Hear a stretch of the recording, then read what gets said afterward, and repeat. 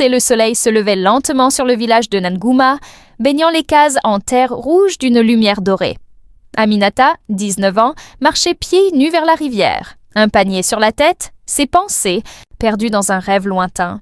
Elle rêvait d'un amour sincère, d'un avenir libre, loin des traditions qui enchaînaient les femmes de son peuple. Ce matin-là, elle était loin de se douter que son destin venait d'être décidé sans elle.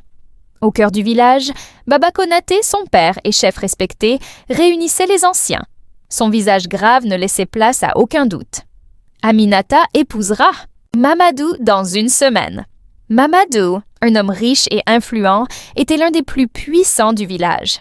Mais il avait 2 fois l'âge d'Aminata et un regard froid qui faisait frissonner toutes celles qui le croisaient. Lorsque la nouvelle lui parvint, Aminata sentit son cœur exploser.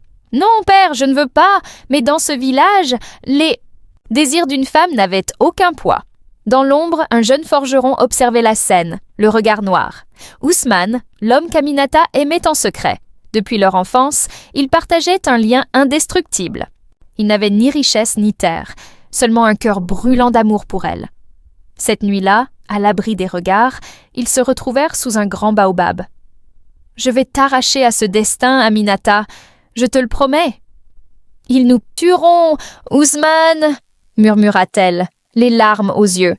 Mais son regard brillait d'espoir. Pour la première fois, elle entrevit une issue à cette prison. Les jours passèrent et les préparatifs du mariage avancèrent. Aminata se sentait mourir à petit feu.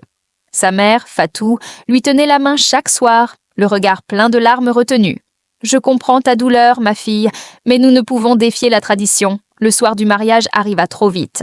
Les tambours résonnaient, les femmes chantaient et le village célébrait l'union imposée. Aminata, vêtue d'un pagne éclatant, s'avançait vers son futur époux, le cœur lourd. Mamadou la regarda avec satisfaction. Elle lui appartenait désormais. Les jours qui suivirent furent un cauchemar. Mamadou se montrait dur, brutal, il exigeait d'elle une soumission totale. Une nuit, alors qu'elle pleurait en silence, une voix lui murmura à travers la fenêtre. « Aminata, es-tu prête à fuir ?» C'était Djeneba, sa meilleure amie. Avec Ousmane, ils avaient mis au point un plan. « Demain, à minuit, viens près de la rivière. Nous partirons ensemble. » Aminata sentit son cœur battre plus fort.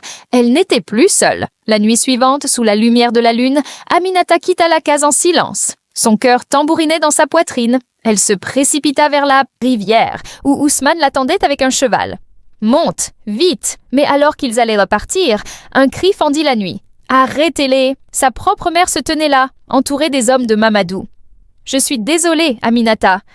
Je ne pouvais pas te laisser déshonorer notre famille. » Aminata sentit son monde s'écrouler.